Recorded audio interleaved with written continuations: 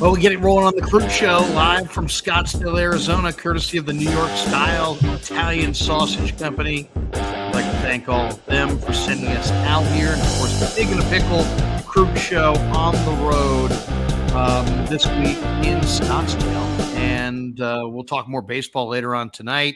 But today we are joined by Jordan Elliot from Niners Nation, who just got back from Indianapolis, the site of the NFL Scouting Combine, which wrapped up last week. And he is with us to kind of preview free agency. You know, it doesn't begin officially till the 15th, but you're going to see and going to hear, this guy signs with that player as of Monday, I believe. And Jordan is with us to, kind of look at things from the free agent market from a Niner perspective. Jordan, good to see you. How are you? I'm doing fantastic. It's funny, the season's over and there's no games going on, but it's almost like this is the busiest time of the year. So I've definitely been staying really busy, getting ready for all this stuff coming up. The next week is going to be very interesting, to say the least. I think we already got a pretty good head start with the Lamar Jackson stuff, and then obviously Carolina trading up. So I'm very, very grateful for this 24/7 NFL news cycle. Yeah, exactly. MF in the chat, the first chat says Niners Nation is awesome. And I would have to second that. I think you, Kyle Posey, and others do an incredible job. You guys all ventured out to Indianapolis and went through the combine experience, and now the thing turns to free agency, and then right around the corner, the private workouts and the NFL draft. We're going to kind of go through 6 topics here that I think are all very interesting as it pertains to the 49ers and whether or not do they fill their need in the draft? Do they fill it this week potentially via free agency? I want to start, though, with the tight end group because I think this was a need all year. The 49ers have George Kittle, who's a true number 1 tight end. But then the rest of those guys, Charlie Warner, Ross Dwelly, Tyler Kroft, to me, those guys are all like 3rd or 4th tight ends. They're just like guys at the back of your roster.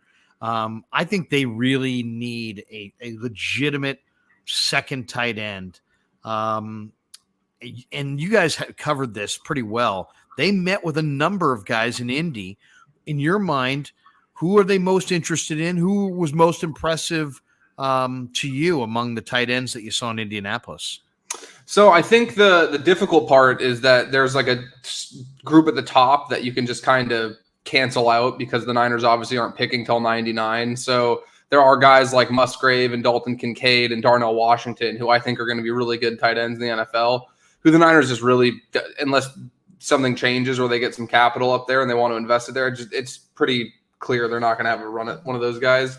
The guy who impressed me the most was, funny enough, another Iowa tight end was Sam Laporta.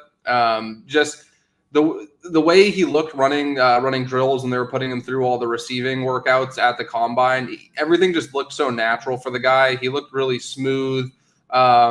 He looked like a natural receiver, whereas a lot of guys were kind of laboring to get through those drills.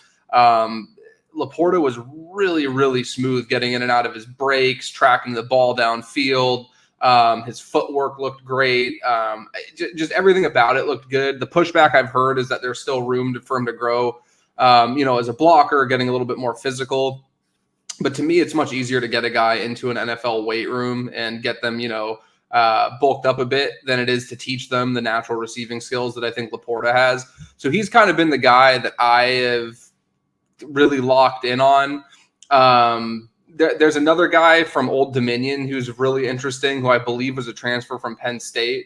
I think it's Zach Kuntz is the name. I always forget the pronunciation for the last name, but we're calling him Kuntz. Okay, calling him Kuntz. Yeah, that's what I think it is. Yeah, so I think Kuntz seems safer. Yes, that's exactly where I was leaning. He's another guy who's really intriguing. His physical profile is really something where, hey, if you see that guy and you have, one of your 3rd round comp picks, he's still on the board, I think it's worth taking a dart throw there. One of the things, I love the draft, Larry, and I love projecting guys. And one of the things I'm trying to get better at myself is not falling in love with just the measurables, because I think there are so many guys who have these incredible athletic profiles, and you're looking at like the RAS scores and all these, 40 times, short shuttle, all that stuff. But at the end of the day, you have to be able to catch a football. You have to be able to run routes. And that's where I keep coming back to Laporta, where I think he has a fine athletic profile, even if he's not the insane athlete that has these ridiculous testing numbers. And he did run really well. I don't want to undersell how good he was with those. I just think he's perfect for what they need. And especially if you do have any concerns about, maybe bulking up a bit or getting a little bit more physical in the run game.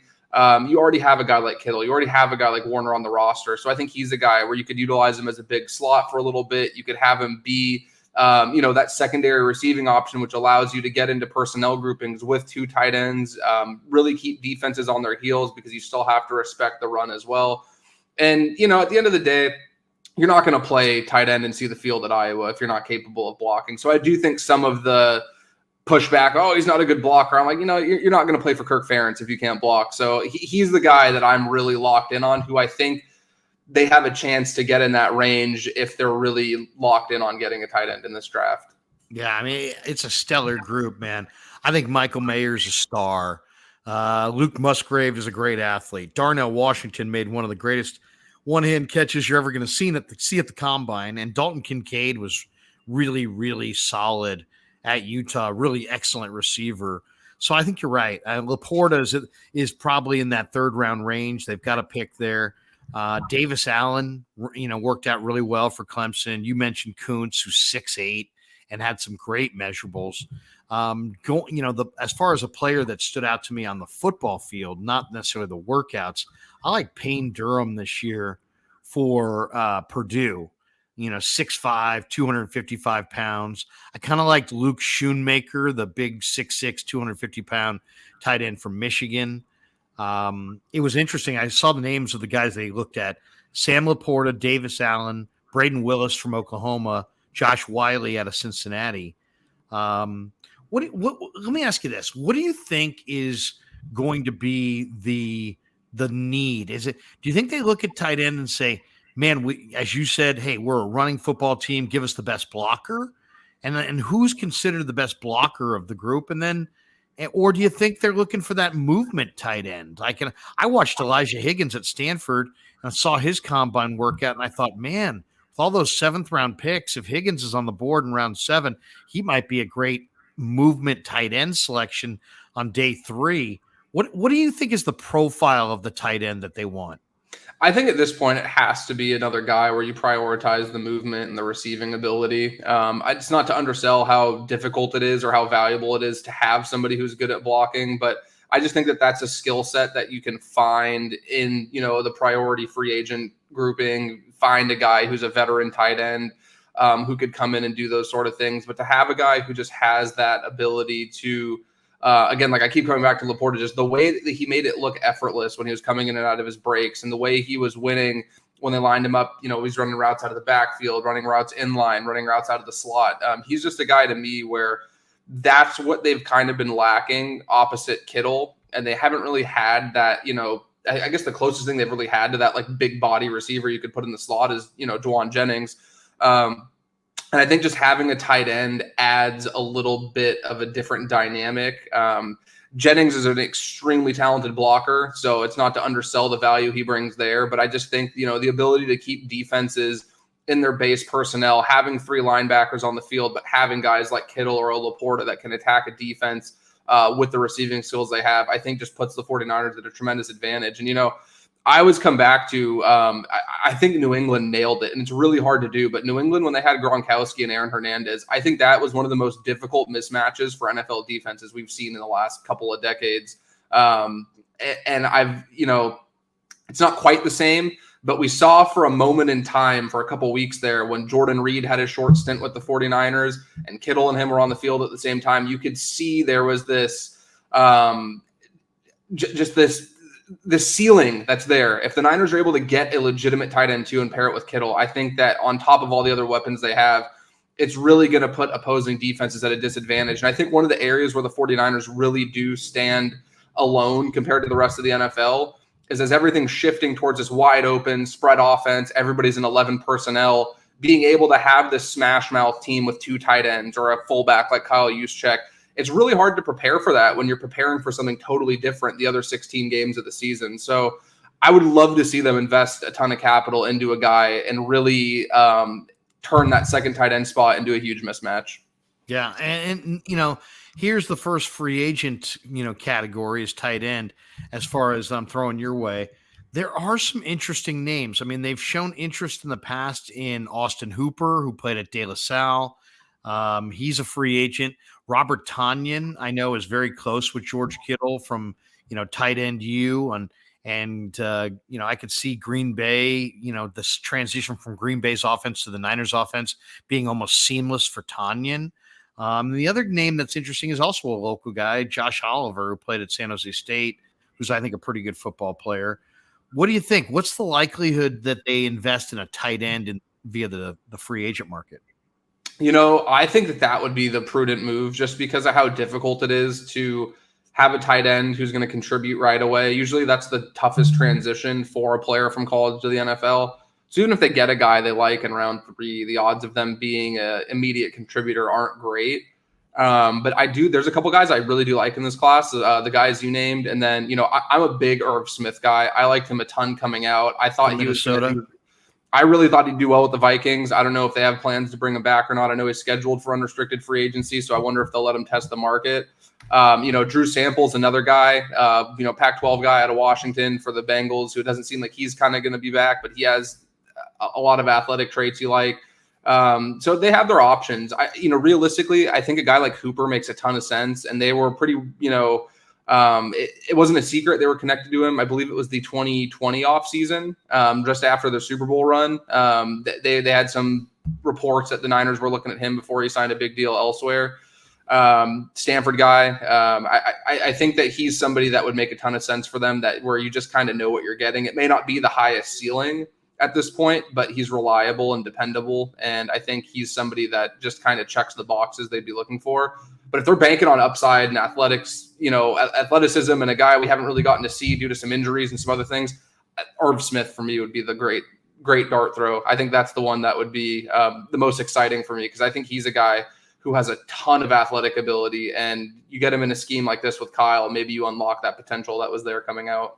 Yeah, I think there's upside there. I mean, it's a dangerous word, but Irv's shown some talent, but I think you're right. In this scheme, you could see him become a borderline Pro Bowl caliber player in this offense. I really believe that. Let's jump to the defensive end spot, because I think there's a lot of urgency to find somebody opposite Nick Bosa. And I wanted to ask you about the compensatory selections. The Niners have 7 compensatory selections, and it seems like Parag Marathe and John Lynch have kind of perfected the equation of how they, there's an equation to how they dole out these compensatory selections. And the 49ers have figured out a way to operate in and around it and to kind of maximize it. You've watched it from afar. What do you think of? It seems like they're very much on the cutting edge of understanding which free agents to let go, which free agents to pick up. And they're very disciplined as far as not necessarily signing free agents that have, where it's going to hurt their equation as far as draft pick compensation, but guys that don't fall under the category and they can somehow, benefit from it. How do you think they've played that? Because it seems like they're getting better as the years go on. Yeah, no, they definitely are. Actually, I wrote something for Niners Nation that was published yesterday that was like a full history of all the comp picks they've gotten, where they came from. And it's fascinating to see how, the first couple of years, that really wasn't a thing. They didn't really have comp picks. The first one they got, I believe, was 2019 for letting Aaron Lynch walk, which is, in hindsight is, wild to think how much time's passed since Aaron Lynch was, a big part of their plans here in San Francisco. And they ended up taking that. It was a 6th round pick at 212. And they ended up packaging that with Dakota Watson, traded with Denver for the 148th pick in 2019, and ended up taking Dre Greenlaw, who's been a starter for 4 years, who's going to be a starter for a few more years going forward. So like you look at just the first move they made there with one of those comp picks, it already brought back, a good return. And then you look at a guy like Emmanuel Sanders, right? So the Niners gave up the 3 and the 4 to get Emmanuel Sanders when they got him. And you could argue that they got the value in that alone when they almost won a Super Bowl. He was a big part of, the development of guys like Deebo Samuel, and really, was the veteran presence that they needed in that locker room. But beyond that, so they signed Emmanuel Sanders. He ends up signing a multi-year deal with New Orleans the offseason after.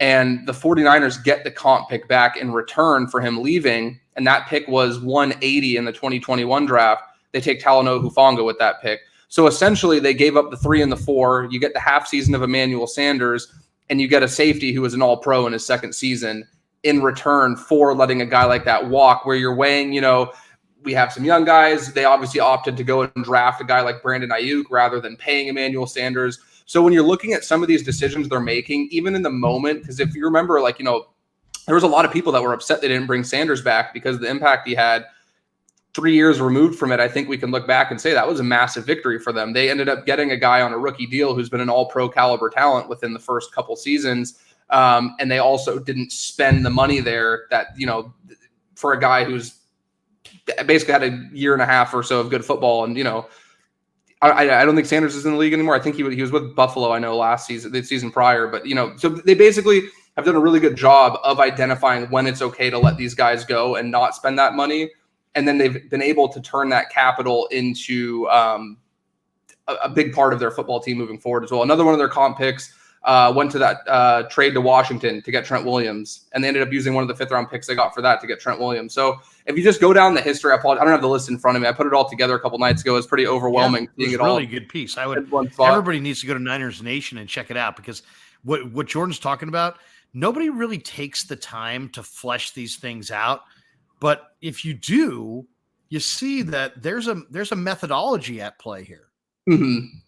And it's not like, just happenstance. It's intentional. They're intentionally trying to pursue fewer players that cost them draft pick compensation, and they're allowing players that do bring them draft pick compensation to sign elsewhere, and they're taking those draft picks and reinvesting in the roster. That being said, do you look at Leonard Floyd, who was a cap casualty? He's not a free agent. He is now, but he's only a free agent because he was a cap casualty, which I believe means that there will not be any kind of draft pick compensation factoring into this.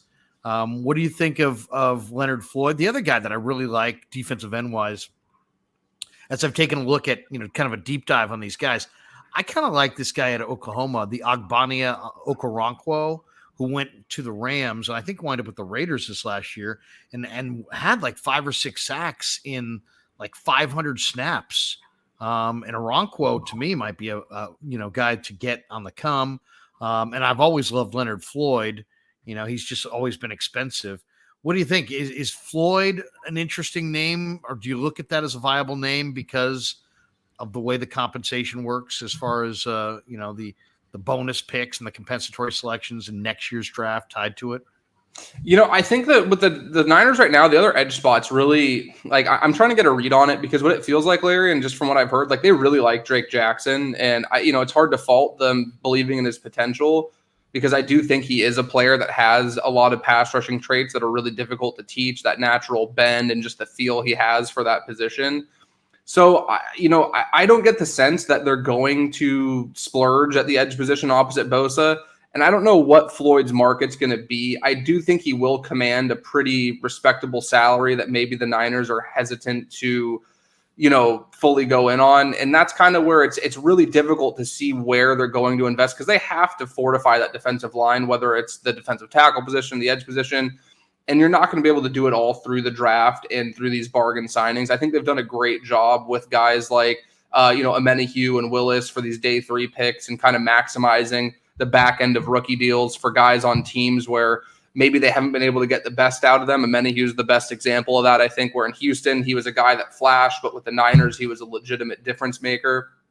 I just don't know how sustainable that is. You always want to believe in your pro scouting department and believe in the coaching staff you have. But at the same time, too, you can't just have the 100% hit rate there. And I think eventually you do have to spend. So I would love to see a guy like Leonard Floyd. I actually wrote an article. It was so funny. People were so, upset about it and against it. But I spent a considerable amount of time the other night watching a few Cleveland Browns games, just breaking down, their defensive film. And Jadeveon Clowney is such a controversial name, because you throw that name out there and everybody always says he never lived up to expectations. He's not good. He quits on his team. I've saw every single, excuse for why not to bring the guy in. But when I'm thinking about it, the ceiling is still there. Like, he's still an exceptionally talented edge rusher. He's really, really good against the run. Still is one of the more dominant, physical specimens that plays that position in the NFL. The only problem with a guy like that is that he hasn't played a full season in 6 years. Like, at some point he's going to miss a game or two. It seems like you can kind of bank on that. But for me, when I'm thinking about it, if you believe in Drake Jackson as much as you believe in him and you want him to get those developmental reps, I would much rather take a swing at a guy like Clowney, who's shown when he is healthy, he can be a game-wrecking talent, knowing that should he miss time or you are going to reduce the snap count to make the snaps he gets more efficient, you can then not have it stunt Drake Jackson's growth. So I'm kind of the mindset where if they're going to take a swing on somebody with that, NFL pedigree and that, physical profile, go for a guy like that, because I just don't see how they'd be able to bring in a guy like Floyd and get the developmental reps. It seems like they want to get Drake Jackson, but I also don't know that Drake Jackson's ready to step in right away in year 2 and be a 3-down guy that can be out there on base downs too. So it's a really weird spot, Larry, because if they didn't have Drake Jackson, I would say this is the perfect offseason to just go all in on getting a guy like Leonard Floyd. But I feel like the Niners are going to be more they're going to have more conviction in their scouting of a guy like Jackson and take the bargain approach with whoever they end up getting there. It's the edge rusher position is really interesting. Menahue on IG today kind of thanked everybody and said goodbye. So it sounds like he may be moving on. Maybe that's not the case, but Jordan Willis, Menahue, and Ebicom are all free agents. Of those three, who's most likely to return in your mind? I would say probably Willis, because I think Willis is a guy who's really good in his rotational role. I don't think another team is going to be as aggressive in their pursuit of him as they will be after an Menahue or an Ebicom, but he's really good at what they ask him to do. And I think part of the reason why Drake Jackson was a healthy scratch down the stretch was because Jordan Willis was playing so well that they didn't have enough. They had more defensive linemen than they could roster week to week. So I would say Jordan Willis, if you can keep him in that rotational role on a moderately, team-friendly deal, I think that's a great return. And, that's the problem with having so many of these talented guys on the defensive line. You're not going to be able to keep the group together forever. But a guy like Willis still has good bend, has good power. We saw the difference he made in that game in Green Bay in the playoffs a couple of years ago. He has the ability to make those couple plays a game that can really turn the tide in your favor. So I would say for the price and the production, it would be Jordan Willis. I don't want to see them all go, but I'll say this: I wouldn't be afraid of it. I'm looking at, I did a deep dive last week on all the edge rushers, watching all of them, going back, looking at their stats, looking at their what they weighed and how they tested at the combine.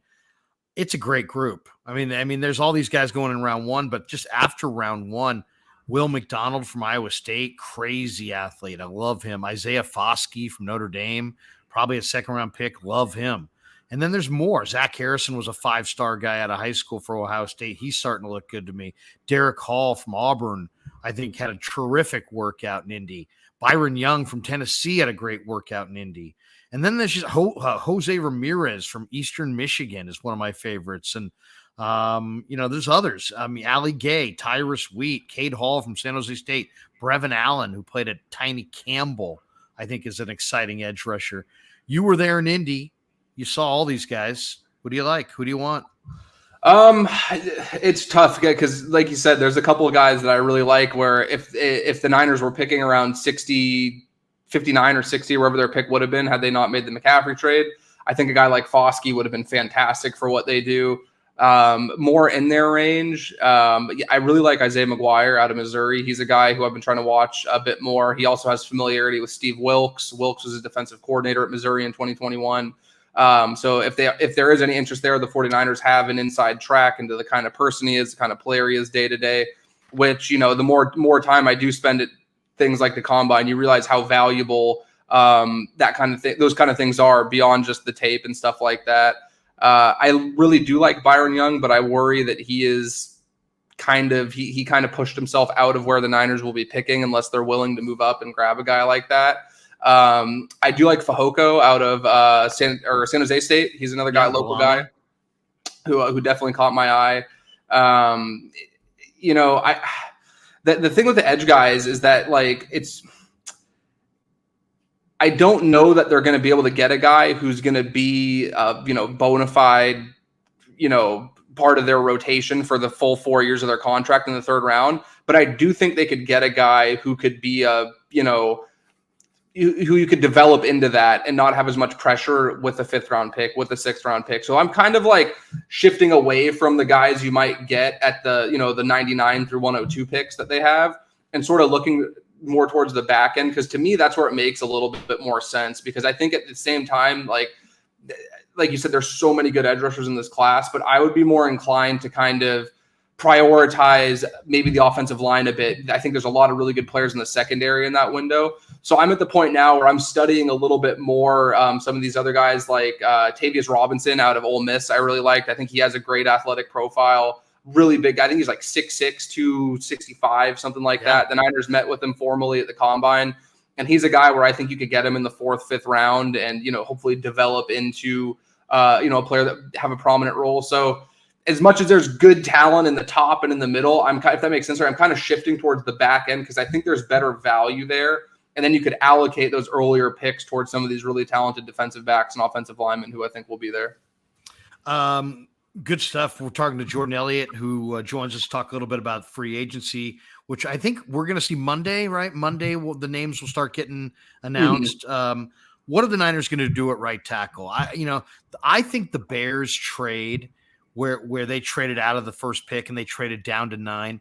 I think at 9, the Bears are going to go with that Northwestern tackle, Skoronski. That's just a guess. But that may take them out of the McGlinchey market.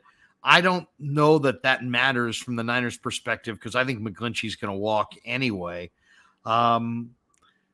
Do you look at it the same way? Do you think McGlinchey's good as gone? If so, I mean, this is a really tough position to fill. I mean, do you go Caleb McGarry?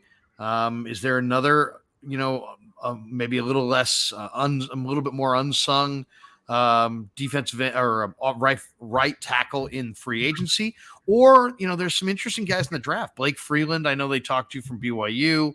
Jalen Duncan from Maryland. I really love this Alex Palszewski, who played at the Illini, who's like a 5-year starter. What do you think? What's the solution? Is McGlinchey gone? What's the solution at right tackle?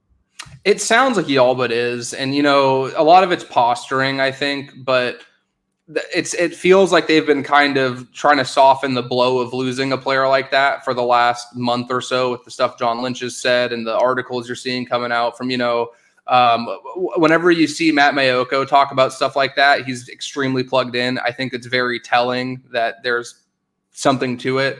And if I remember correctly, Matt wrote an article about a month ago about just kind of how it didn't seem like McGlinchey was going to factor into their future plans and how just the budgetary stuff wasn't lining up. Because, a lot of 49ers fans don't like Mike McGlinchey. They don't think he's very good. I see it on Twitter all the time. He's going to get paid a lot more money than I think the people who don't like him will expect him to get. I think he's going to get 15, 16 million a year. And I just think that for the Niners right now, you don't want to say they're better off without paying a guy like that, but I think that it makes sense to allocate that money elsewhere. And, if we're looking at guys on the free agent market, the one guy that really stood out to me who I think would be a plug and play from day one is Billy Turner. It's not the exact same scheme, but he does have experience in a similar scheme when he was with Green Bay with LaFleur. He's a guy who, again, it's not going to light the world on fire, I think, and be this, 1-year deal that turns into a Pro Bowl level player. But he's an NFL starter with a ton of starting experience. I wrote an article about him a couple weeks ago. He's a guy who I really like. And then just in terms of guys coming out in the draft, you mentioned Blake Freeland out of BYU. He definitely tested really well, looked really solid with his movements. And then another guy, my buddy Brad Graham, who does the SF Niners. He's my O-line guru that I lean on. And the first day we got to Indy, he was talking about this guy from Old Dominion, Nick Saldiveri. So I started to pay a little bit more attention to him because Brad was, kind of leading that hype train. And he not only has the experience starting at right tackle, he is so technically sound for a guy coming out right away, where he's a guy I think they could draft in the 4th or 5th round and start from day one, similar to how Burford did for them last year, where there's going to be the adjustment, obviously coming from a smaller school, playing at a higher level, but he just has such a technically refined game for a guy coming out in his early 20s that if they do go the rookie route, I would much rather them take a guy like that who has experience playing on that side, who has that technical ability, rather than, taking a guy who has great physical traits that they're going to have to develop. Because I guess you'd feel comfortable with McKivitz. I think that they've made it pretty clear that they feel comfortable if he ends up being the guy going forward. But there are some guys in this draft, Freeland and Saldiveri would be the first two that come to mind for me, where I think they could legitimately start from day one. And you wouldn't have to move a ton of picks to get up into the early second round or somewhere else to get him. That's an interesting name. And I saw him as well in one of the All-Star games, and I really liked him. Let's talk about on the back end, free safety. I want Jimmy Ward back.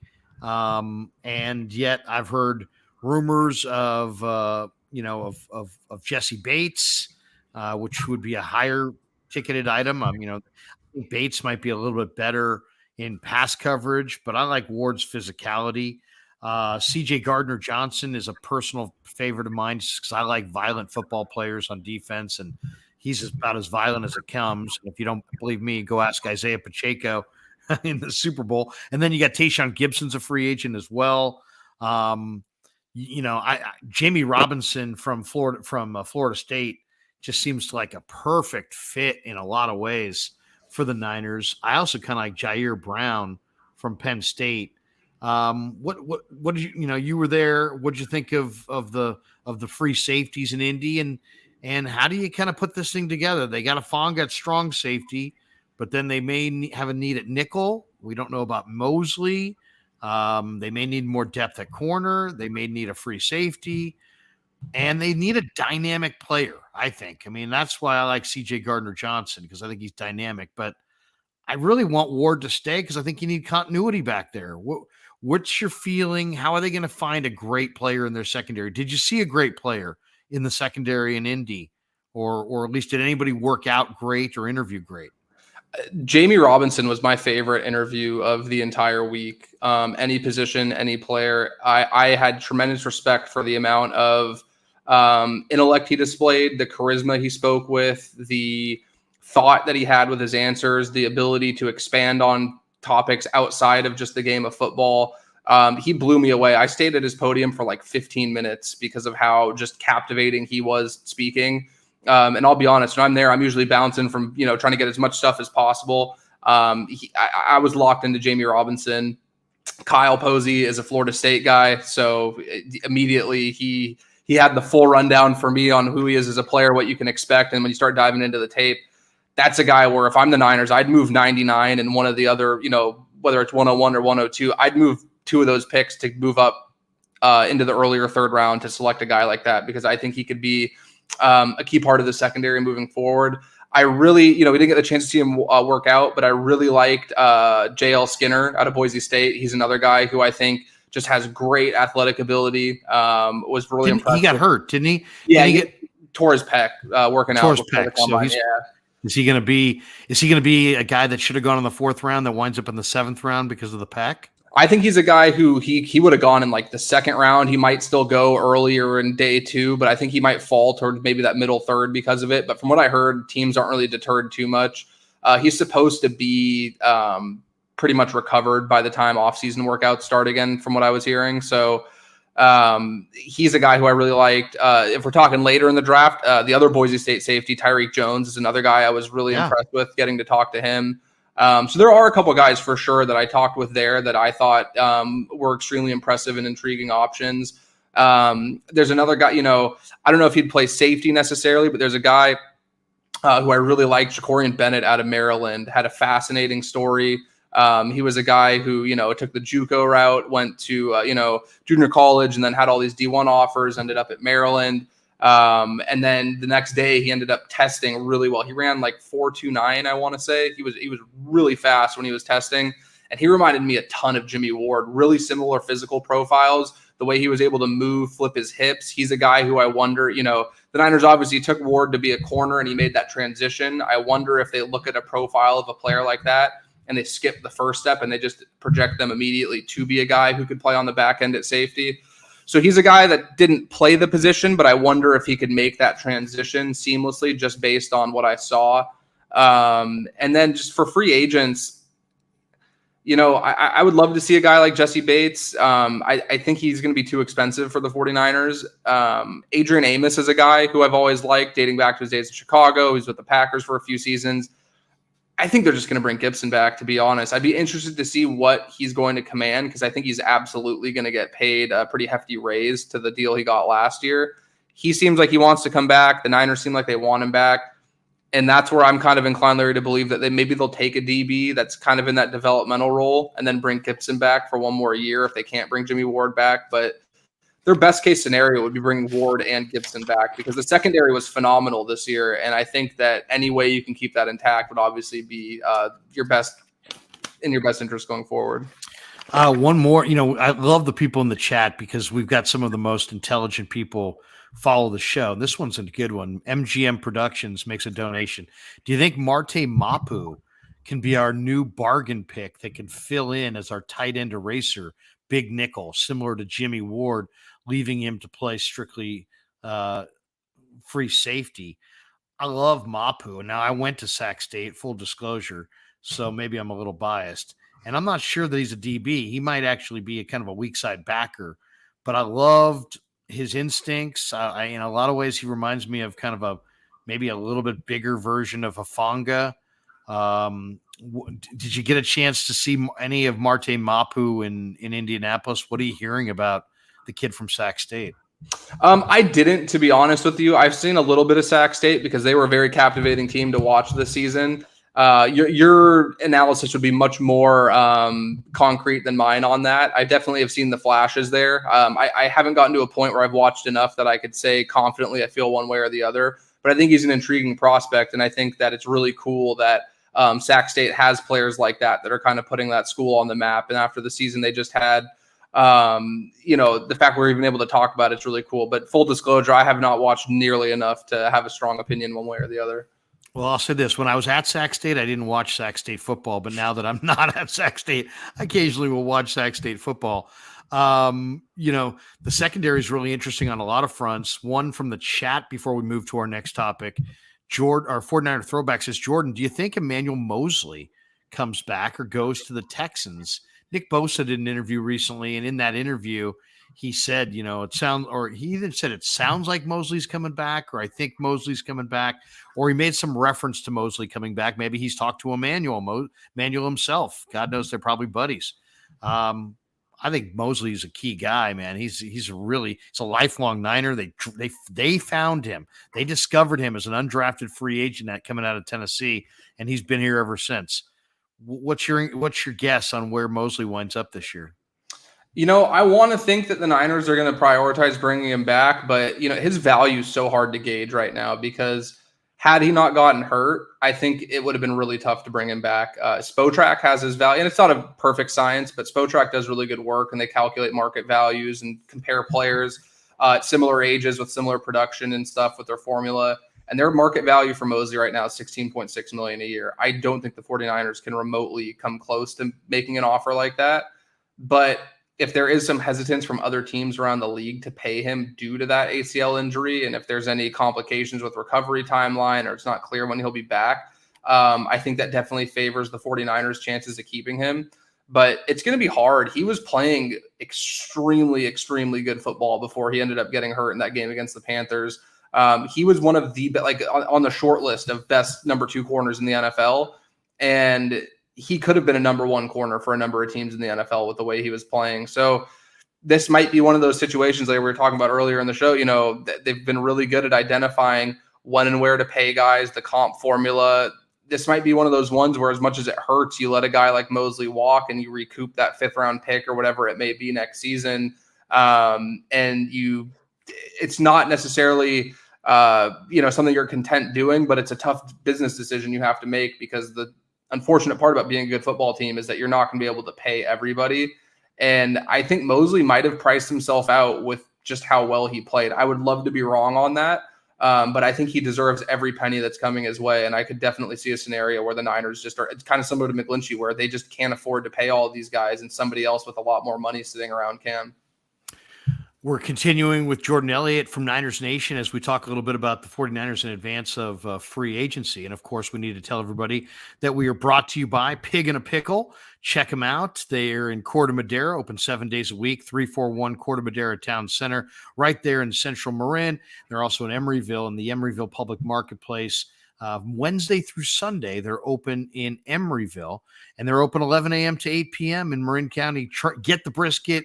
Incredible brisket chili, and the potato chips cooked in beef fat are absolutely amazing. Damon and Mary work at having a great restaurant. Pig and a Pickle is a great restaurant. We thank them for being a sponsor of the Krueg Show. And of course, we're down here in the desert this week, courtesy of the New York Style Sausage Company, and they are sponsoring our trip to spring training and the show here for the next couple months.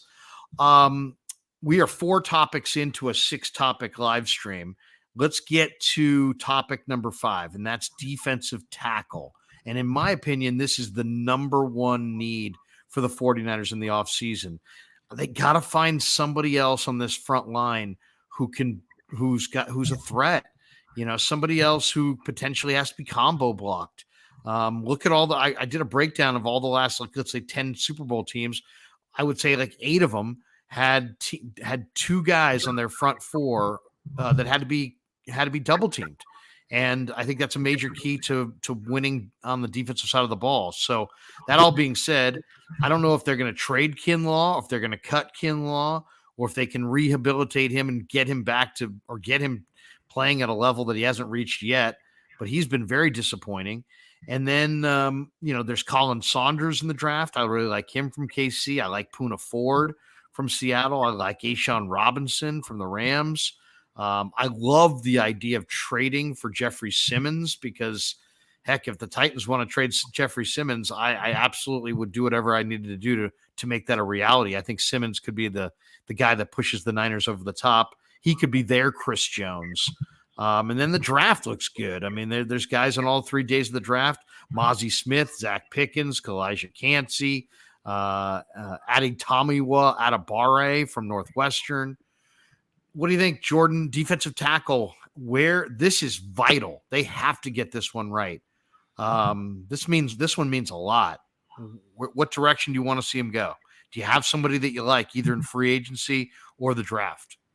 Yeah, the guy I like the most if I was the 49ers, I would be kind of putting a full court press on to bring in is David Onyemata from the Saints. I think he's a guy who he's one of those guys that doesn't get the credit they deserve for how impactful they are to the success of the group as a whole. And he's a guy who I think you could plug in from day one, where you're getting their best football right now. You're getting them right in the heart of their prime while they are, he's 30, but the way he's been playing, I still think he is in his prime. Just a grown man in every sense of the word. I remember watching that Saints game, the Niners, I think it was week 12, week 13, somewhere in one of those two. And everybody was freaking out about the Niners only scoring 13 points in that game. And my initial reaction just watching the broadcast the first time was the Saints D-line is kicking their ass up front. Like, this is a tough unit to go against. I'm much less inclined to put the blame on the Niners offense rather than just tip my cap to the Saints defense. So I went back about a month ago and I watched that game again. I watched the All-22 from that game. And Onyemata was just all over the place, generating pressures, bowling over the interior. He had a play where the Niners were running the football, and Trent Williams and Onyemata were just one-on-one engaged in a block at the line of scrimmage, and he did not cede a single inch to Trent Williams. And the ability to stand an athlete like Trent Williams up in place and not cede an inch, to me, those kind of guys are who you back up the Brinks truck for. You can't buy athleticism like that at a bargain rate. You have to be able to commit to, allocating a significant amount of money to a guy like that. So he's a guy who I project to get kind of what DJ Jones got, that $9-10 million a year. But you could plug in right away and put next to Eric Armstead, have a rotation with Kinlaw in there, Kevin Givens, and he's just fantastic. So that would be the guy that I like the most. I wrote an article recently about Poona Ford too. I don't think he's really a scheme fit for what Seattle's transitioned to with that 3-4 base they're running. I think he'd be much more efficient in a more traditional 4-3 scheme. and he would be a fantastic 3-tech for this Niners defense. Very similar build to DJ Jones. He's 5'11", 305 pounds.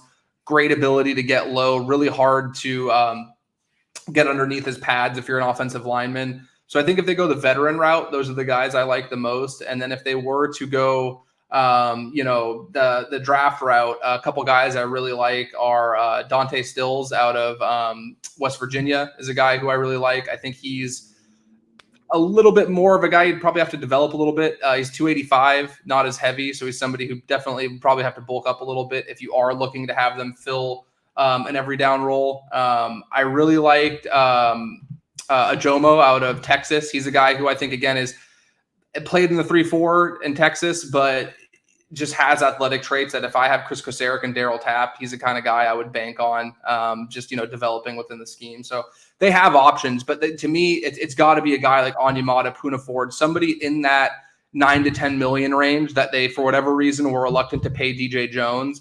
I don't think this is a scenario where it's like, hey, we made the right call there. I think they really felt his absence, and hopefully the 49ers are able to redeem themselves for that and learn their lesson and, kind of, hey, maybe we should have paid this 10 million and allocated it to that spot. There are a couple guys who fit the bill who would fit that. So to me, it's Onyemata, Ford, and then kind of everybody else if we're looking at free agents. Yeah, it's a great call. I'm totally with you on David Onyemata. He's a native of Nigeria, Lagos, Nigeria. He graduated college, and then he immigrated on his own to Winnipeg and went to the University of Manitoba. He played for the Manitoba Bisons. This guy had never played a down of football until after college. How about that? Mm-hmm. And then he goes to the Manitoba Bisons and became a standout player. I first saw him in the East-West Shrine game, and I thought, wow, look at this guy. And then when I heard his story and how little football he had played, I thought, well, he's got to be incredibly raw, but he's gotten nothing but better and better and better. He's good against the run. He's good against the pass.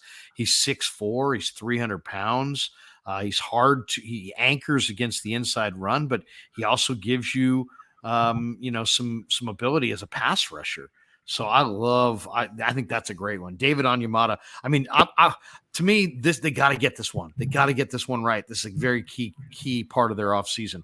All right, let's get to topic 6. Who is the ideal, and I've been asking this question to other people this week, who is the ideal third quarterback? Now that we know that Brock Purdy's not going to be out until December, or at least it doesn't look like it. On the surface, it looks like he's probably going to miss all of training camp, all of the preseason, and probably is going to step in week 2. That'll be my guess when Purdy will be ready to roll.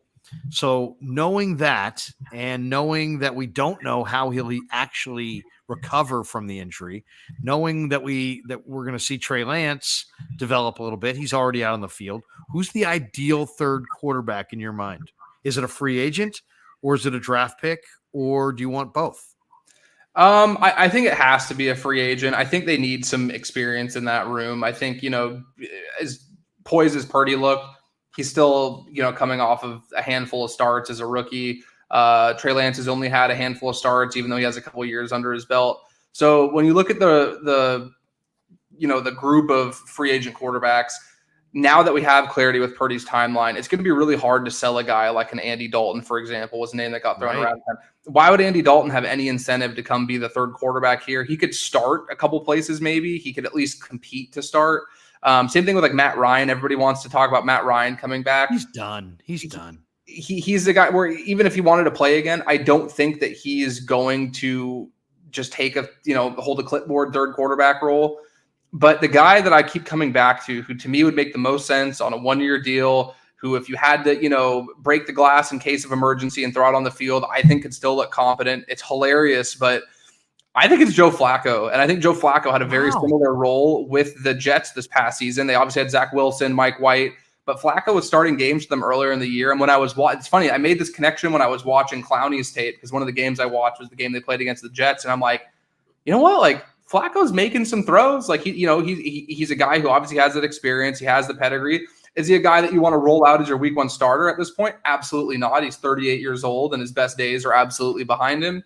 But I think he's somebody who would feel comfortable in that mentorship role, knowing that, hey, if all goes well, Purdy and Lance are going to be the top two guys on the depth chart in whatever order that sorts out.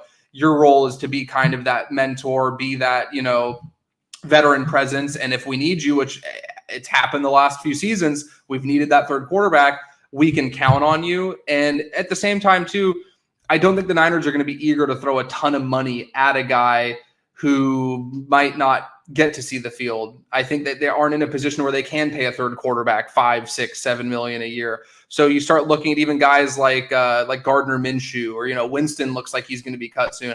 I don't think they could necessarily afford a guy like that, but they could give Joe Flacco $2 million a year. So I understand the hesitancy. A lot of 49ers fans, I posted about it on my Twitter, and a lot of 49ers fans weren't really, too happy about me throwing that out there.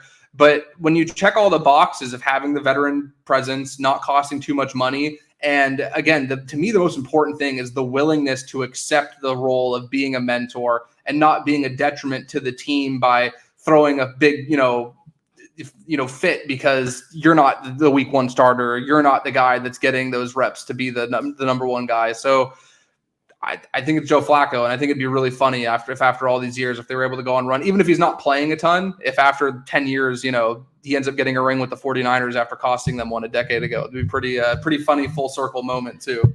Well, it's an interesting dilemma because now that Purdy's going to be back and you got Trey Lance still sitting there, yeah, I like the idea of Marcus Mariota. I'm not even totally adverse to Baker Mayfield. And I'd be fine with Andy Dalton, but I don't see any of those three guys really wanting to sign up to be number 3.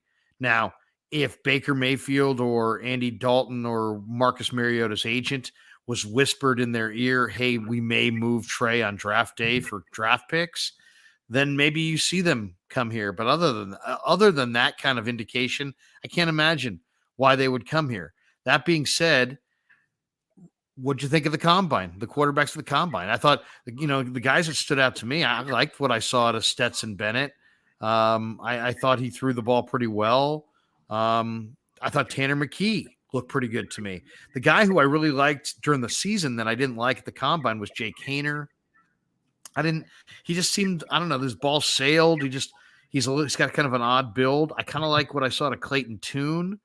And I kind of, even though I've had many people tell me Malik Cunningham can't do it, I like Malik Cunningham. I think Malik Cunningham reminds me of kind of a better version of Tyler Huntley. He's got a better arm, I think. I think he's got more mobility, more explosive, and I think he's a better natural passer. Was there a quarterback in Indy that you either were impressed by the way he threw, the interviews that he conducted? Or did you and Kyle and Brad and all the powers that be from Niners Nation have a consensus at all on the quarterbacks that you saw in Indianapolis, outside of the round 1 guys, of course? Just strictly. So it's funny, just strictly from what I saw in Indianapolis, the guy who really stood out, who I think would make sense from a value standpoint that they could feasibly get, was a guy I had never heard of before being there and seeing him throw. And that was Tyson Bagent from Shepherd, which is a D2 school. And I thought he looked really good throwing the ball during drills. I was impressed with his interviews throughout the week. I had heard some good things that he was interviewing pretty well too. And again, that's a guy where I don't think any team's, rushing to bring him in as the face of their franchise, but he's a guy who definitely could be there on day 3, who I think makes a ton of sense. I really liked Haener. I watched a decent amount of Fresno State games. I thought that game he played against UCLA in the beginning of the 2021 season was the kind of game that scouts and front office people fall in love with, where, he leads that comeback, gets hip replacement surgery the next day, just the toughness, the grittiness, all those, things that, as people in those circles love with guys coming out. I do worry with a guy like Haener, though. Like, those hip injuries are so hard to bounce back from long term. And I just feel like that's something that I would be surprised if it didn't cause issues down the line. I'm a Cal guy, but I really liked what I saw from McKee watching the Stanford games that I had the chance to watch. I saw him throw in person against UCLA last season, and he just immediately, I was like, this guy looks like a guy who's going to be playing on Sundays. He has the size, he has the arm angle, he has the release. He just looked like he fit the profile of a guy who could be a good, not great NFL quarterback. So there are some guys there for sure, but I think they're just better off going with a veteran. I don't know how motivated they'll be to kind of, throw a pick at one of these guys, unless it's maybe they have 4 picks in the 7th round. If there's a guy that they still like, then why not? I don't say those picks are useless, especially after what we saw with Purdy. But I think that's something where you can take the dart throw in the 7th round. You can't take it in the 5th round or the 4th round or wherever else. Dude, you're awesome, man. We love having you on. Let's do a couple quick hitters on your way out the door. Favorite player, regardless of position, the entire time that you were in Indianapolis? Like if I'm John Lynch and I see you on the tarmac leaving Indy, and I say, Jordan, give me one guy that you met or saw or talked to or whatever this week that you're like, get that freaking guy. It's probably Jamie Robinson from Florida State. That was the one that left the biggest impression on me, both as a player and just the interview process as well. I was extremely impressed with him all around, and I think the Niners have a need there, and I think he's a guy who could be a long-term solution for them at the position. So, where I keep seeing him mocked is kind of the late 2nd, early 3rd, kind of between picks like 60 to 75. And I think if you're the 49ers, you absolutely could package 99 and 101 and kind of move up into that range. And that's kind of the move I would be pushing for. Because again, I think the thing that's so difficult during this whole process, Larry, is that we all could watch game tape, right? Anybody at home can watch game tape and come to an evaluation on a player, but without having the chance to speak to them and, kind of hear how they are in the, in the off season, in the locker room, how they are with teammates, and you just get a sense for who they are as people. It's really hard to gauge their value. And with a guy like Jamie Robinson, as much as I was impressed with him on the field, I was even more impressed off the field. And I think the 49ers have made it really clear that they value those kind of guys where they aren't going to cause headaches for them off the field. They are going to be buying into the culture. They are going to come in from day one, understand the work that's ahead of them and not shy away from putting in that work. And I think that Robinson was a guy who just checked every single box possible. And if you have the ability, because I don't think there's any chance that they could get him at where they're picking now, but if you could move a couple of those compensatory thirds to move up into that late 2nd, early 3rd and get him, I would do it without thinking twice. I've been involved in so many of these personnel discussions with different people from around the league. And a lot of times we'll go back and forth on all these different factors and what are the key factors and what do you draft guys on and what are deal breakers for you? And we go position by position and go through a bunch of different things. Essentially what you're trying to figure out is what is the essence of a particular player, right? Because they all have good and bad traits. But if you, and so we would play this game, give me like a word to describe a player. And when I think of Jamie Robinson, I just think alpha. That's my word. He's kind of an alpha. And that kind of reminds me of CJ Gardner-Johnson, kind of reminds me of Jimmy Ward. I like alphas in my secondary. All right. Question number 2 on this quick hitters here. Free agent, if you're a wagering man, the free agent that is most likely to come to San Francisco. I would say probably honestly Austin Hooper. I think Austin Hooper just makes a ton of sense, and I feel like the Niners do have the need at tight end there, and I think given their interest that they showed a couple years ago and the price they could get him for now, to me that makes all the sense in the world, and it just would be such a predictable move. I feel like John Lynch getting the chance to stockpile a ton of Stanford guys on his roster. I don't think he's going to shy away from any opportunity to do that. So I would say as unexciting as that may be, I think Austin Hooper is the one to me that makes all the sense in the world right now. That's interesting. I'd probably go with, the guy that I'm really convinced they're going to bring back is Solomon Thomas. I just think with all the defections and the versatility of Solomon Thomas, the motor, the film that he's put out there the last couple of years, I think they're going to take another bite of the Solomon Thomas apple. And I think this time it'll be more successful because I think the expectations will be, based in reality and not some dream idea that he's some superstar edge rusher. But I think he'll want to be here. I think they'll want him. They have a need.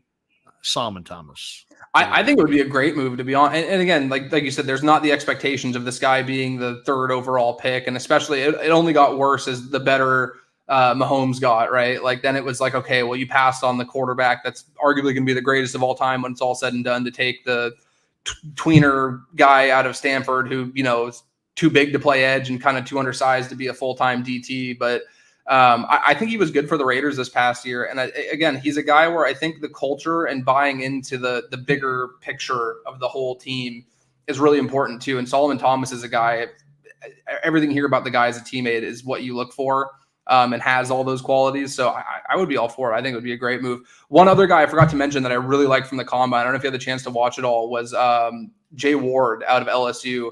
I loved so it was so funny. It was like polar opposites, but I loved them both for different reasons.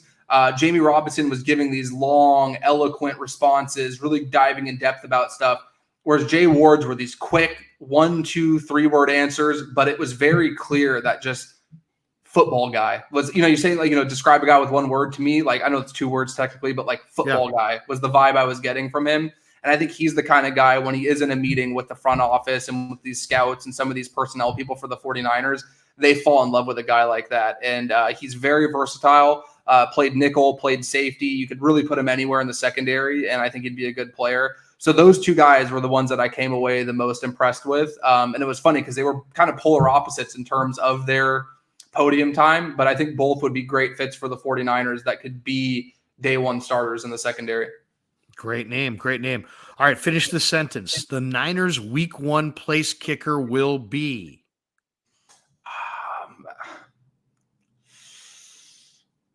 I think that they want to draft a guy, so I want to say Jake Moody, but I really don't think they should. I think finding a rookie kicker is really hard. So Matt Gay, maybe they spend a ton of money on him. He's the best kicker on the market right now, and I think that they more than most teams in the NFL have shown how much they value having a place kicker who's reliable and who's accurate and who has a big leg. So maybe that's just wishful thinking on my end, but I have a very hard time believing that they're going to just lean into taking a rookie as good as a couple of these guys in this class are being, propped up to be. I did an article about this, and again, nobody really cares about kickers, Larry. So I, apologize if I'm boring anybody with this, but I did an article earlier this week. There's been 17 kickers taken in the draft in the last 10 years, and only one of them got to a second contract with the team that drafted them. So I think that it's an extremely hard position to project to the next level. And the only real recent story of success there with drafting a guy who'd come in from day 1, be reliable on a good team is Evan McPherson for the Bengals. He's been fantastic for them, but that's a total like one-off when you look at the overall trend of things. So I know everybody wants Jake Moody, and there was another kicker. I think it was from like an ACC school. I forget which the other guy was that everybody liked, but you got to pay for reliability there. And if you want to get younger off Robbie Gould, I understand it, but it shouldn't be a monetary thing because you can invest money into all these other positions. And when you cheap out on that spot and you lose a game in January because of it, everything you did leading up to that point is irrelevant because of it. So I would like to see them invest in a guy who's been proven at the NFL level. I'll go with Eddie Pinheiro from Carolina. It's just a guess, but to me, it seems like he's coming off a good year. His price tag was low. I think they'll go veteran over rookie. Just a guess. All right, Jimmy. Finish last 2 here. Jimmy G. Week 1 is with what team? I think it's going to be Vegas at this point. I think that they are in a spot now, unless they trade up with like Arizona, maybe, which there's plenty of time for that to happen. I don't see how they get a guy in the draft that they really like. Maybe they really like a guy like Will Levis and he's able to fall there, but it seems the way things are kind of shaken out, it's going to be Stroud and Young 1 and 2, and then maybe Anthony Richardson falls there. Maybe the Colts really like Levis. I just feel like either way, if they do end up with a guy like Levis or Richardson, they're going to need to have a guy that can be a proven commodity and be a bridge guy. And McDaniels seems to really like Jimmy. And I think that Jimmy, as much as people here maybe are over it, is a guy who can come in. I think it's really interesting because I'll be honest, I've always kind of been of the belief that Derek Carr was a better quarterback than Jimmy. So if the Raiders were to be so quick to kick Derek Carr out of town and then bring in a guy like Jimmy, even as a stopgap, I think that pours cold water all over the argument I thought I had been making for years, but I think it's going to ultimately end up being Vegas. Maybe Houston too. I think Houston's another team that makes a ton of sense if they aren't able to get the guy they like. Everything I heard in Indy was that they love Bryce Young and they're pretty much all in on Bryce Young. I don't know if that means that they wouldn't want CJ Stroud, but if hypothetically Carolina takes Bryce Young 1, I could see a scenario where maybe Houston isn't as enamored with the other guys and Jimmy is actually a more appealing option than one of the rookies. And the last question, and we appreciate you joining us. There's been some speculation about OBJ. The Niners were one of 11 teams to go to attend the OBJ workout. I think if Trey Lance is your quarterback, I maybe have some interest in OBJ just because I think Trey Lance doesn't throw the most catchable ball. And I think OBJ has elite ball skills, like Chris Carter like ball skills. And maybe I'd want a couple guys more like that if Trey's going to be my guy. But if you say thumbs up or thumbs down on OBJ, I'm saying thumbs down just overall. I just think that too injured, too much of a diva, too much of a me guy, regardless of what anybody else tells me. That's what my research tells me. Where are you on OBJ? Thumbs up or thumbs down to the Thumbs Niners? thumbs up all the way. And I probably will be until the day he retires officially from the league. I'm a big bet on talent and figure everything else out later kind of guy, especially with proven NFL talent where you're not even projecting. Like there's literally a tangible sample size. I think that he had a prominent role with that Rams team that ended up winning the Super Bowl, but I think he showed the ability to step into a role where maybe he isn't the number one option. Obviously, they had Cooper Kupp, who was, Triple Crown winner that year. So he did have to step into a role where he wasn't the, star of the show, really. And I think he did very well in that role. It's interesting with the 49ers, though, because they are so big on spreading the ball around. And especially like when Purdy was the quarterback, everybody was getting touches. I do wonder how that would play out over the course of the year. But once upon a time, he did want to come here. I remember the famous soundbite of him telling Jimmy, like, hey, come get me. There's the pictures of him and Lynch talking on the sideline like this with their mouths covered, kind of not letting anybody lip read and get a hint in what they're saying to each other. I just think the talent's too great. And I think you made a great point. Like, he is a guy who has tremendous ball skills. And I think that the 49ers have a very, very diverse group of skill players that are really good with the ball in their hands. They're the most dynamic group of players with the balls in their hand in the league. But Odell would arguably be Ayuk maybe has an argument, but he'd have the best hands on the team right away, right? Like, I feel like he would be the guy from day one. If you put him on this Niners roster, he immediately has the best catch radius, best hands, the best ability to make those spectacular contested catches out of anybody on the team. And if he was willing to buy in and it was an affordable price, I could see them going for it. And the last thing I would say is, until Brandon Ayuk is inked an extension, I think that's something to keep an eye on too, because are they going to feel comfortable paying him and Debo nearly $40 million a year combined? And maybe something happens where they end up flipping Ayuk for some capital that they've lost in recent years, and then you bring in a guy like OBJ. I'm not advocating for that. I don't think they should do that. I'm just saying, until he does sign that extension, I think it's something that you have to at least keep in the back of your mind. All right, I love your argument for OBJ, and you're always well researched, and you don't just give opinions, you support your opinions. I respect the hell out of that. I'll say no, because you know what? This is what I'm seeing. I see Juwan Jennings being a real good possession receiver. I hear you about Ayuk. We don't really know about Ayuk, which kind of clouds the picture. But the same way I had confidence last summer that Brock Purdy was going to be more than just a backup, I've got confidence that Tay Martin is going to be more than just a backup. I love Tay Martin. I think Tay Martin's ball skills are elite. He needs to get stronger this year. He needs to get more sudden. He worked really hard this year. He'll be in camp this summer. I fully expect Tay Martin to really emerge this year. I think he'll be quicker, better, stronger, more sudden. And I'll make a prediction right now. Tay Martin is going to be a baller for the 49ers. I love the potential of Brock or Trey, to the man they call Big Play Tay, in the red zone. Loved him at Wazoo. Then he transferred to Oak State because of the pandemic, and he was even better at Oak State. And then he lit up Notre Dame in the bowl game for 3 touchdowns and 100 yards.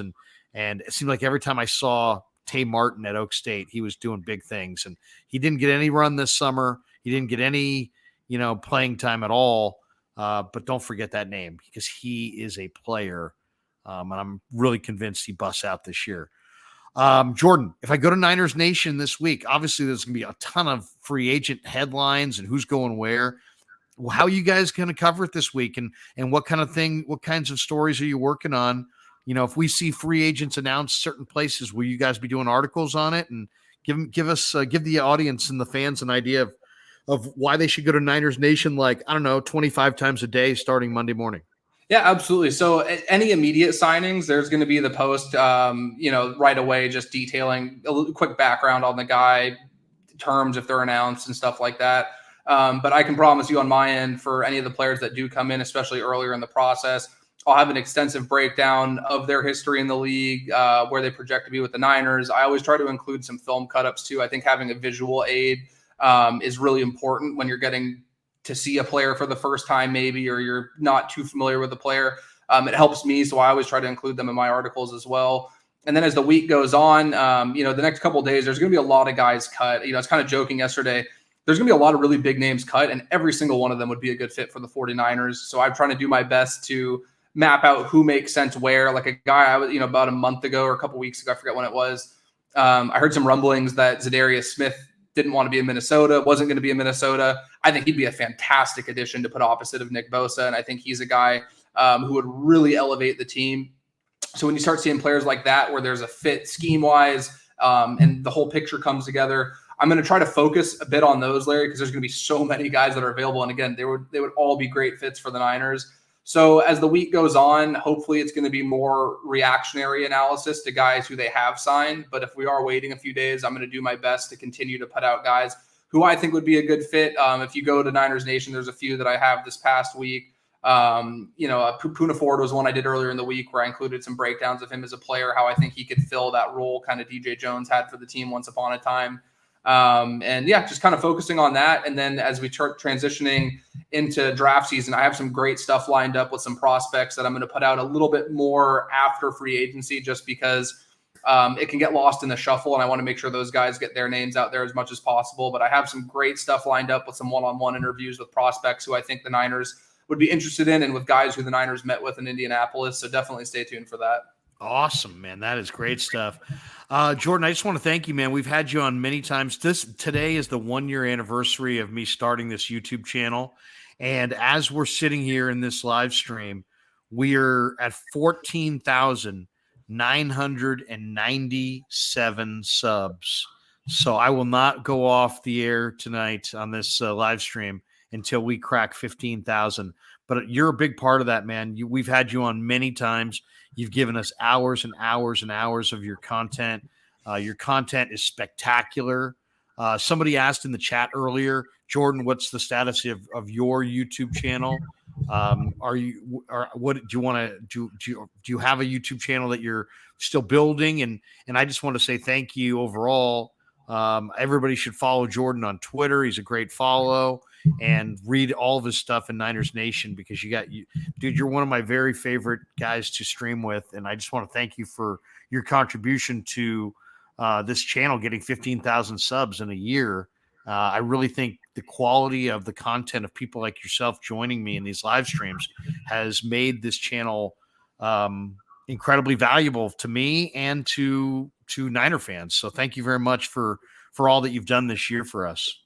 Yeah, absolutely. It's honestly, it's been a pleasure for me, Larry. I've long respected your takes on all Bay Area things. I'm a Bay Area guy, born and raised. So, this is very cool for me because, I had the chance to listen to you on the radio. So it's awesome getting the chance to just talk ball with you like this. I always look forward to the opportunity to do so.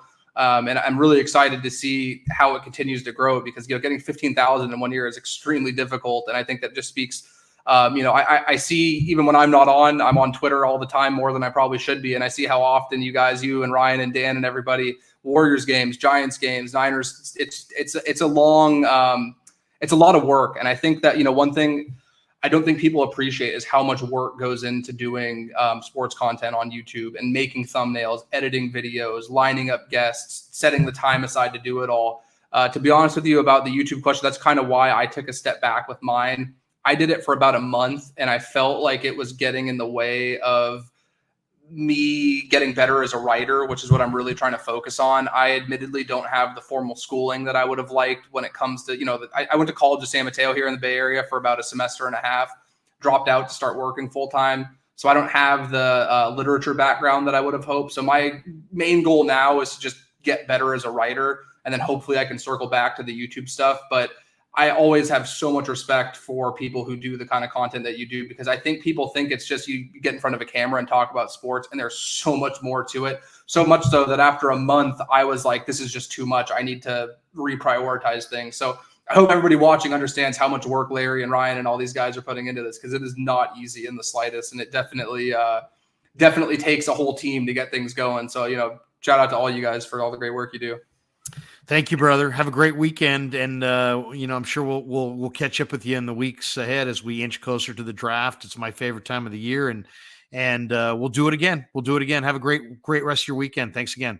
You too, and hopefully I don't know if they won today. It seems like every time I get a banner notification, they get destroyed. Dodgers beat them up bad today. Duggar hit one out. Dodgers have this kid Miguel Vargas looked great. Alex Cobb took a line drive off the shin like early in the game, and he went out, and then the Giants just got lit up. But Blake Sable looks good, and Casey Schmidt is the real freaking deal, man. I'm going to do a video on him in the next couple of days. Casey Schmidt, the Giants third baseman, and today they played him at shortstop. So this guy's raking. He's got a line drive stroke, Jordan. He's hitting the ball in the gaps. And today they played him at short. And if you look at the Giants 40-man, they don't really have a backup for Crawford. So I think they're kind of hedging, going, if Casey Schmidt hits 450 or something this spring, maybe they could carry him if he could be a backup to Crawford at short and a third baseman. I don't know, but the Giants are pretty thin. And this kid stands out. I mean, he stands out. He's a Gold Glove third baseman. He's got great hands, but he's got this unbelievable line drive stroke to right center, left center, and I think the guy could probably hit 285, 290 in the big leagues. So, and play Gold Glove caliber D. So as long as they have somebody exciting, because I'll be honest, I don't mind losing for a little bit. I understand that every year is going to be great, but to me, the biggest problem with the Giants, they've just been boring, and I hate it. It's like colossal bore. I played baseball. That was probably the sport I was the best at. Wasn't very good, but if we're ranking all of them, that's probably the one I was the best at. And I love the sport of baseball, and I've never been more bored watching the Giants than I have been the last couple seasons. Obviously, that 107 win year was a bit of an outlier, but yeah, I don't care if they win 75 games if they do have guys like that where I'm like, all right, 2 or 3 years from now, they're building towards something. So I hope that comes. But just you're selling hope, and right now, this last year was like, oh my God, where's the hope? But yeah, this season will be so much more palatable if I don't care if they go 81-81, but go 81-81 with like 3 to 5 guys that we can invest our emotions in, knowing that they're part of the next great Giant team. I think that's all Giants fans want. No more parade of 4A crap. Let's get a few prospects that are foundation pieces and show some development. You're from Cal. You went to Cal. The Giant fan is a knowledgeable fan. It's a sophisticated fan. People here will stomach a quick rebuild if there is some hope and there's some players that they like. You're too young for this, but 1986, the Giants were horrendous in 85. And they brought up Robbie Thompson, Will Clark in 86. They won 83 games. It was basically a 500 team, but it set the groundwork for their 87 division winning team, their 89 pennant winning team, their 93 103 win team. So I think that's where we're at, and just 2 guys that really stand out: Vaughn Brown and definitely Casey Schmidt. So, hey, Jordan, have a great weekend, man. Thanks again. Thanks again, Larry. You too. Take care. Jordan Elliot. Fantastic. Check him out on Niners Nation. They do a great job. Kyle Posey does a great job. All right, this is what we're going to do. We're going to play a couple spots. We're going to come back and hit the chat. And then we'll get out of here. We got a bunch of people in the chat that have had a number of really interesting comments. But first of all, we want to thank New York Style Italian Sausage, New York Style Sausage Company. And if you love Italian mild, Italian spicy, chorizo, New York Style sausage is absolutely phenomenal. I mean, just really a great product. I love it. I know you'll love it. Check them out. New York Style Italian Sausage. It's in every major market around Northern California. New York Style Sausage, often imitated, never equaled. And now here's a word from New York Style Sausage. So New York style sausage was started over 70 years ago. We are the largest producer of fresh Italian sausage on the West Coast. What makes our sausage in New York style is really the recipe came from back east, from New York, from Connecticut. If you look at all of our labels, there's maximum 4 or 5 ingredients, which we're really proud of. There's no preservatives, no MSG, fresh in, fresh out. The pork comes in fresh, goes out fresh. There's never any freezing throughout the process. We've always used fine quality cuts. We're never gonna deter from that. It's one of the reasons why our sausage is so good. I guarantee you put our sausage up against anybody else's from a flavor standpoint, no one will beat it, hands down. Hey, do yourself a favor and do me a favor. Go buy a package of the New York style Italian sausage. Guaranteed you will love it, guaranteed.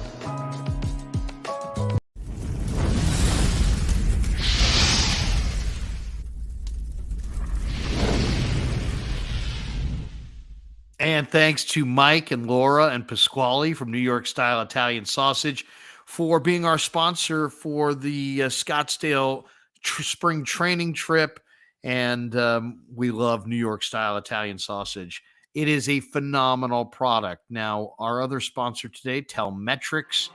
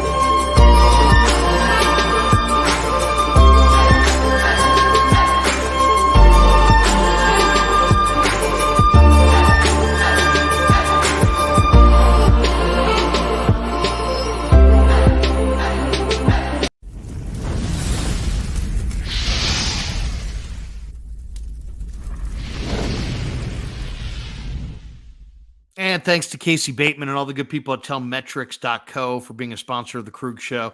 Telmetrix.co. So if you hurt your shoulder, maybe you hurt your elbow, or you're a weekend warrior and you hurt yourself doing something over the weekend and you don't want to go to urgent care, and you don't want to go to a hospital, the ER, and you want to have some help and try to rehabilitate yourself at home, Telmetrics is for you to use as a resource. So Telmetrix.co. And thanks to Casey Bateman and all the good people at Telmetrics. And of course, we can't forget our title sponsor, and that is Pig in a Pickle. Check them out in Corte Madera. They're open every single day, 11 a.m. to 8 p.m. You can get brisket by the pound, pulled pork, barbecued chicken, sausage links.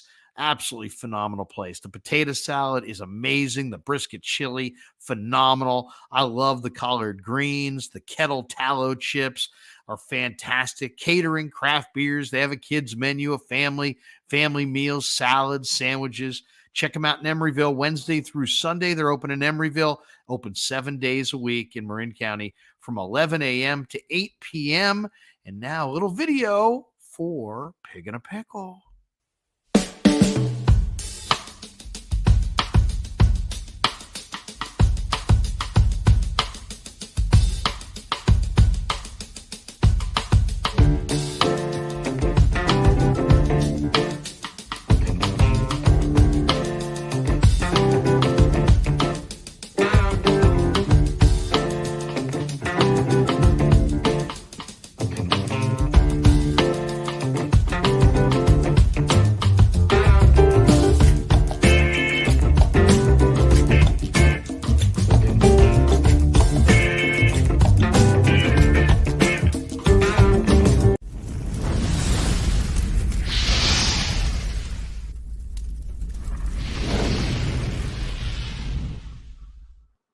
All right, welcome back to the Krueg Show. I'm making myself hungry. I'm going to go get a little dinner and watch the Warriors game. By the way, we're hoping to do a live stream tonight with Danny and Rye and play some of the interviews that we did from earlier today. We're going to play each and every one of our interviews throughout the next couple of weeks. Today, I caught up with JD Davis, Sam Long, Sean Jelly, all inside the Giant Clubhouse. Really had a good time interviewing these guys, and they're up on our YouTube channel right now. And of course, all of this content sponsored by New York Style Sausage Company. All right, let's hit the chat. We've got this one from Daywalker22. Keep up the great vids. Is there any offensive tackles in the draft that you're hoping for? I'm a big fan of the kid from the Illini. His name's Alex Palszewski. Great. I think he's a phenomenal prospect. I mean, he doesn't have incredible arm length. I don't think he has incredible foot speed, but I really like him.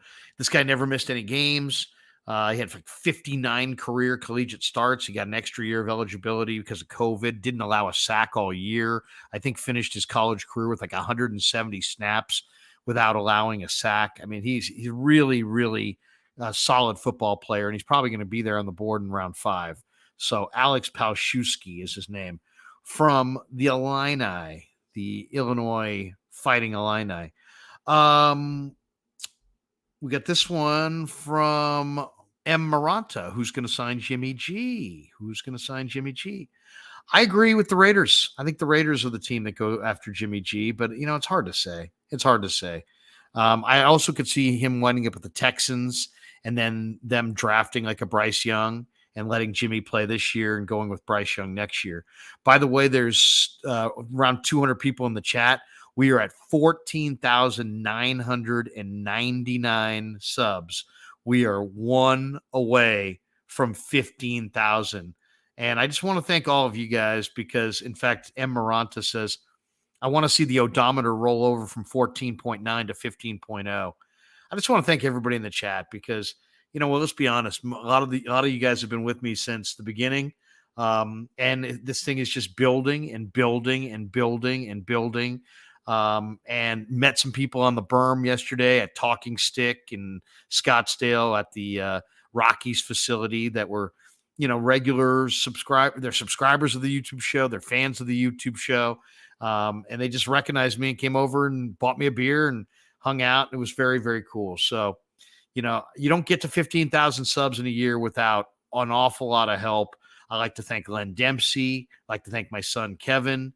I'd like to thank Ryan and Dan, Baller, Frank Red, Ned Coletti, Cyrus Satsis, Kylan Mills, Jordan Elliott, Grant Cohn, Jesse Naylor, Vish Kumaran, just so many of the people that I love talking to now in this role on YouTube. And onward and upward, we're going to bring you the best content we possibly can each and every day going forward. And, all I can say is I've never had more fun doing this. So let's see. We got this one from ISS Glocky. Subscribe for the Jay Kaner content. There you go. I like Jay Kaner. I'll say this too. I never mark a guy down for not looking great at the combine. You know what? Jay Kaner, I don't care that he didn't look great at the combine. I've seen Jay Kaner play at Fresno State. That kid knows how to play football. There's no doubt. We got this one from Brandon Vincent. Also, Austin Hooper played for Kyle in Atlanta. Good point.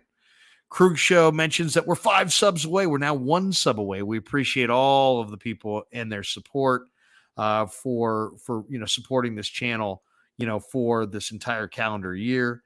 Let's go down here. We got more people in the chat. Sign Alex Leatherwood at right tackle. No, there'll be no Alex Leatherwood at right tackle. That's the Raiders' first round bust out of Alabama. Fish and chips. Jimmy to the Toronto Argonauts. There you go. Jimmy's playing in Toronto for the Argos. I've been up there. Val Ramos. He says, I hope the Niners are not trying to trade Brandon Ayuk.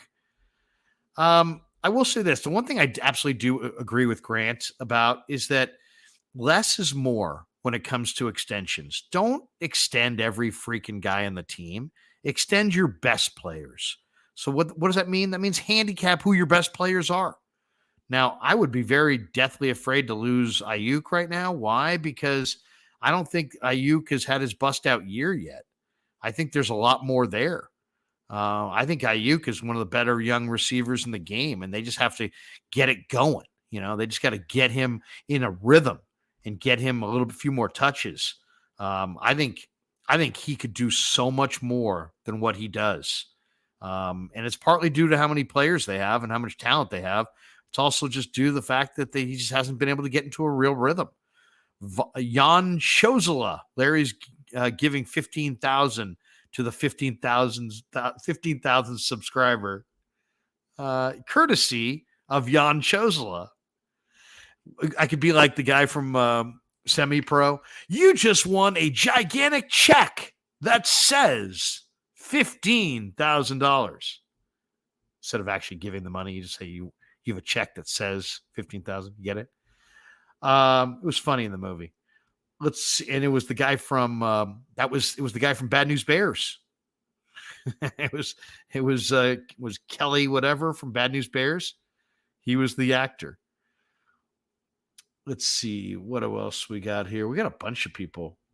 Maranta says, I've already subbed. There you go. Appreciate everybody who has subbed. Want to get to all of this. MF.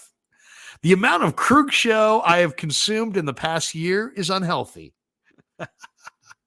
Love you, MF. Thank you for the support, brother. You've been one of the regulars in here. And thanks to all the channel members and everybody who's subscribed.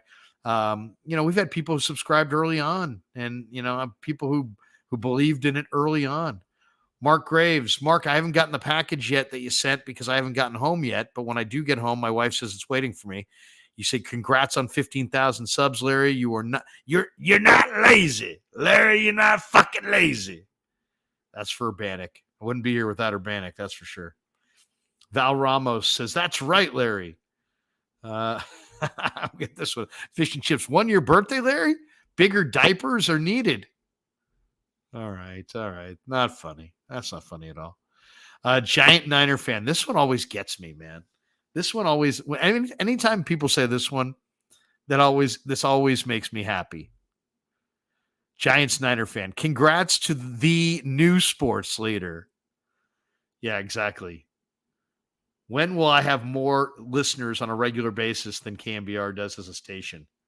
Oh, believe me, that day is going to come. And that day is going to be sweet. It's going to be sweet, sweet, sweet. What else? Let's see. Ian Sharp says Lamb's running out the door. Yeah, the Rams are getting rid of everybody. They want to trade Stafford. They're shopping Stafford. Talk about the Rams. Here's the thing. We should talk about this one day, and it's a great topic if you really think about it. Would you rather be the Rams who climbed to the top of the mountaintop, got the Super Bowl, and then have basically just drove their franchise off the cliff? And now they've had a bad year. They missed the playoffs. The year after they made the Super Bowl, they missed the playoffs.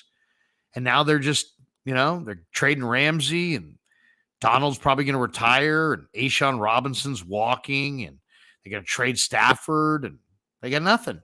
I mean, they're in cap hell.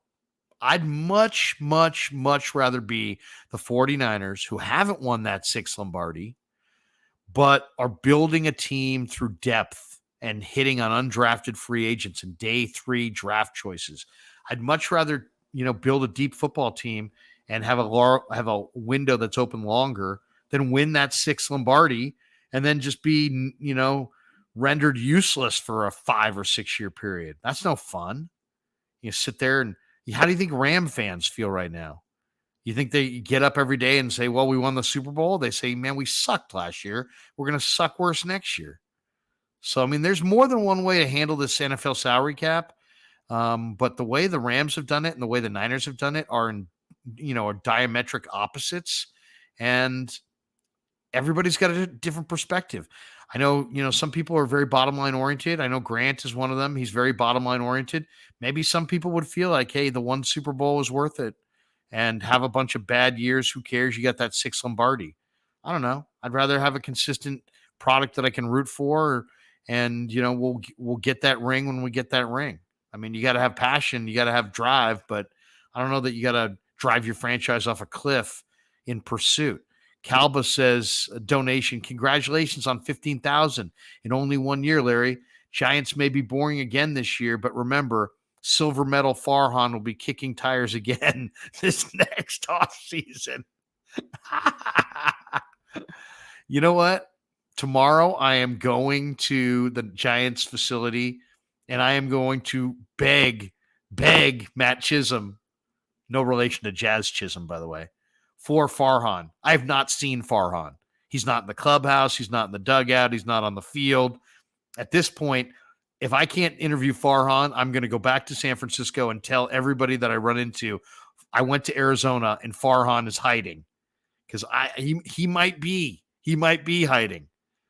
Tammy McDaniel. Larry's the GOAT. Tammy, if you said I was shit, I wouldn't have put it up there. But the fact that you called me the GOAT, there it is. Val Ramos. Congratulations, Larry, on 15,000. Hey, Val, man, you've been with us all year. Appreciate you. Tom Pierce. Look at Tommy. Like and subscribe. 15,000 is so close. Tommy, I appreciate you, brother. You've been there since the beginning. And many of you have. Many of you have.